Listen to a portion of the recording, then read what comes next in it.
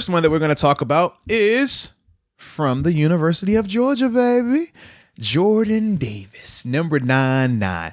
Now, I want to turn this over to you because this was the guy that when we came in, you were hyped about him, bro. Oh, yeah. You was like, yo, I love this dude. I think we need this guy. Could we draft Dean, Lloyd, and Davis? I mean, all of them at the same time. Let's get them all. Get them all. That'd be nice. I think that'd help our defense.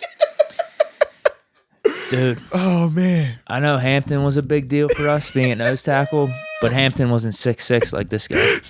Hey, look. They said 340.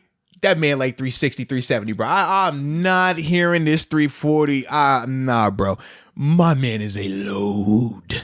We haven't had this guy since Hampton that could just be nose tackle and just dominate for us. Yeah, dude. Taking on 2 to 3 guys and still getting to the quarterback. Like, I honestly think he could, I don't want to say Aaron Donald-esque numbers, but I think he could put up double-digit sacks in a season. Bro, he is filthy, man. Like, and it's weird, too, because when you watch him, you would think a guy that's 6'6", anywhere between 350 and 370 shouldn't be able to have a little bit of a burst.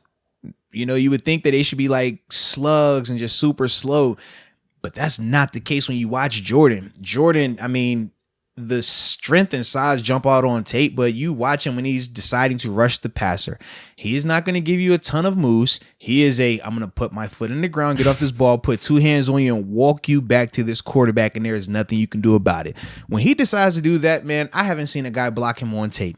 When he decides that he's a little tired or he wants to get cute, that's when I see guys block him in terms of pass rush. But when he wants to go, it doesn't matter if he's working with a D tackle in terms of his rush stunts, because they'll do some game and stuff where, you know, he'll be the penetrator. He'll be the guy that goes through the A gap first, and then one of the D tackles will loop around. Or sometimes, and I don't like this as much with Jordan, they'll make him the looper, where the D tackle will go first. He'll grab the guy, wait, and then loop around. He's had success doing it. I just think that it kind of takes the offensive guy off the hook, because you're making him have to, you know, it's like a big ship. You're making him have to ease and then go in. Whereas when he's just coming out that stance going straight ahead, it's like you on the train tracks, baby. And that's the part for me when I see that with Jordan that I actually love about him. But I do think when you watch him in the run game, short area quickness, he gets B gap to B gap.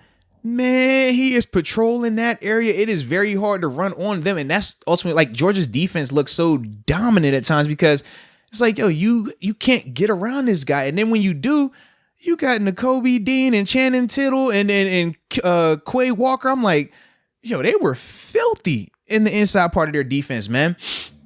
Another thing that I like about him is this, man. I think that, like I said, regardless of his run or pass, I just feel like he sets a lane. He's not worried about how is this guy trying to block me. He's saying, I'm going to this spot. And it's a different mentality, but it works for him because even though he might be beat initially in terms of his placement, right? If he's supposed to be in the B gap, sometimes you'll see a guy like they're reaching him and actually like he's out of his gap.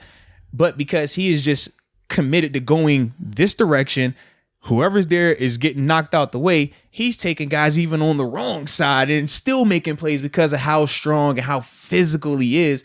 And that's, for me, man, I like a lot, because when I think of our running situation, Deke, you could play linebacker behind him, baby. He how you looking all right. He gonna have you clean. You feel me? I could coach up the rest of it. I coach on the rest of it, but he's saying he can improve Devin Bush a little bit. I pray, if he can't fix Devin, nobody can. I'm there with it, okay?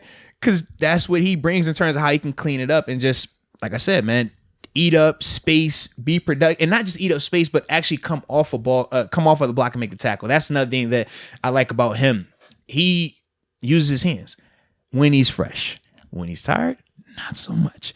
But he is a bigger body guy. Yeah, that's got to be the only negative. Yeah. Well, what else is there? This dude's a beast. Because the knocks on him right now is that he didn't play half of the Georgia defense, like snaps for the whole season. So his usage is lower. Now, granted, I still think that they could use him more, but if you're worried about his cardio, that's the reason why they're taking him off the field. Because to me, when he's fresh, I think that he can rush as a 0. I think he can rush as a 1.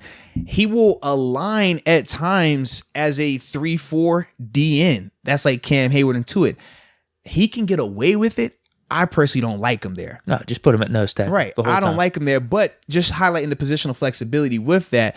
But it just goes to show, it's like, man, you're so versatile. Why do they even have to take you off the field? But it is because when he gets tired, his technique does look really bad. Like, he gets high, and granted, he's still not getting blocked crazily, but you just look at what he could do when he's fresh versus when he's not fresh, and it comes down a little bit. Whereas, like, when he's fresh, he's unblockable at times.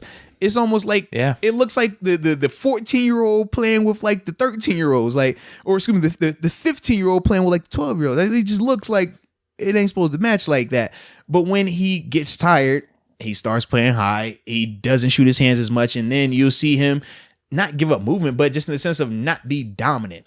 But if that's he's still not getting beat. Yeah, he never gets moved. He just doesn't look dominant. You know what I mean? That's pretty much it with him. But to me, man, I do think that the more I watch him, I feel like he's kind of like, you remember in Jacksonville, John Henderson and Marcus Stroud. I saw that comparison. That's who he reminds me of, because like for me, Stroud, that was my rookie year up in Buffalo, and that was one of the biggest people I ever seen him like personally. Yo, you're crazy, and how do you move like this? Like, I actually started being reminded of him, but I said, man, to me, I thought he was that mix of both of them because he's thicker than Stroud, but I still feel like he's more athletic than Henderson. But his size is more in line with Henderson in terms of body weight. You know what I mean? Like, he's kind of like stuck in between both of those, but those are the guys that he kind of puts me in the mind of. And it's funny because obviously Stroud is a Georgia guy as well. But to me, man, I think that Jordan, man, he has a crazy high ceiling. Like, I understand why people are so high on him, why they talk about him so much, man. How would you feel about drafting him in the first round then if you're only telling me he's going to play 50%? Do you think that would be the case with an NFL team? Or is he playing 70? I need to get his cardio up, bro. For me, go ahead. The way I think of it is like this. I think of it two ways. The first way is leave him as is, minimize the role, but I'm going to get great play for 30% of these snaps. And if you're dominant for 30% of those snaps, I'm cool with that. We saw it with Tyson, and Tyson's probably how much less than this guy? Not even, half the size, or even half the impact of what this like guy you said, could be. we could feel the Tyson element, right? Right. So if that's the case, I'm completely fine with him playing 30%. My other alternative is this. I'm telling him I want you to drop 20 pounds because I still think you at 350 is still going to be big enough and you are way strong enough. But I think if you drop that weight a little bit, it's gonna better his conditioning, which then allows him to play a lot more. So now instead of me getting 30%, now what if I'm getting 70% like you just referred to? That's kind of how I see that. But I don't think he can play that many snaps at this level with him, you know, with what I've seen on tape, because NFL guys, we don't get tired like that. So when you get tired and you start playing high, that's how a BJ Finney blocks a Jordan Davis. That's how a JC Hassenauer blocks a Jordan Davis. That's how a John LeGlue blocks a Jordan Davis, because those guys are going to always be fundamentally sound. Those guys are going to be elite level conditioned, and those guys are always going to be in position. So those are some of the things I think of with Jordan. I'm like, you got to just pick and choose. Which one do I want? I don't mind him playing for 30% of the snaps, but then I'm asking myself, how do you feel about a first round pick? That's the part, right? If I'm giving up if I'm going to get you in that first, is that like, do I feel like it's like that? Now, me personally, understanding our situation, if we're still committed to Devin Bush and we've done something different in terms of free agency, grabbing a quarterback, well, do we have? Then I'm cool with that. That's right? The other question. That's a big question. If Tua's back, I wouldn't get him.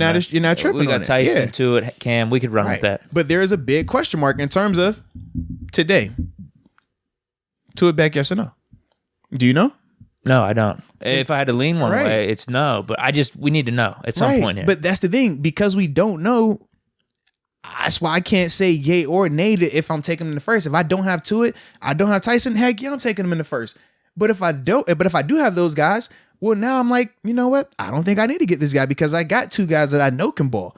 Now, granted, I don't think Tyson can do it to like Jordan's level if Jordan really taps into it, just because of the sheer size and strength that he has. We got Tua too. Yeah. That's enough. And then we could focus on other stuff. But like it really is gonna be dependent upon what Tua is doing, because none of us know that right now. Is it injury? Is it still grief? Like, we just don't know. Is it a desire? Like, nobody knows anything. So whenever we get that info, that'll let us know about Jordan, man. That's still the unsung story right now, because free agency's coming up in a month here. Yep. So we're gonna have to know. We have to, at least before free agency. Exactly. I can't say wait till the draft. we need to know in free agency. Mm-hmm. Because that means, do we pick up a linebacker in free agency? Do we pick up a guy on the defensive line? Yeah, we'll find out. I like this dude, though, for sure. I didn't really realize the whole 50% snap thing or the fatigue conditioning part of it. That might be a little bit of a red flag. But it's crazy, though. Like, you look at the stats, though, and it's like distinct. Like, when he's out there, they were showing the stats because he played, it was like a little under 300 snaps for them for the whole season.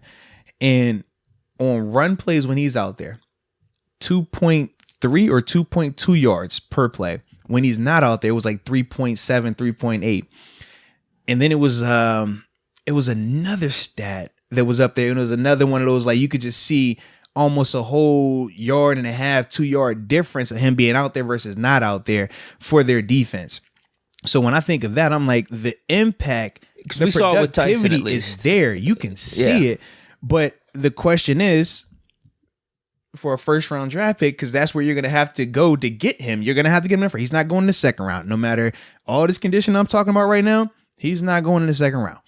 So with that, you just have to say, okay, I know what I'm getting. We can either go to 30% route, or we can go the route, like I said, in terms of dropping some weight, increase your cardio, and now I might get 60 to 70% out of you. None of those guys play 100%. Cam is a freak, and Cam plays, high 90s. But Cam, like I said, that's one of them dudes. I to this day, it's not too many guys that I felt like had better lungs than me in terms of conditioning. He was one of those guys, him and Pouncey. Only two guys that I've ever in my life played around that were bigger bodies than me, but I felt like, their conditioning could just outgo mine. And I was like, I don't get tired. And I was like watching them like, bro, how do you do this? I don't know. I'm about to die right now. And I know you're about to die, but you look calm. Yeah. Yeah, I don't question his impact if we draft him, even if it's only 30%, 40%. Yeah. But how much do I feel good about that if it's a first round pick? That's the question. Right. It would have to be dominant. Like if we draft him, we draft him, he's going to be great for us, I think. How long, too, is he going to play? Like, that's the other thing, longevity. All things to consider. I do think he'd really help us, though, in the run game, for sure. Without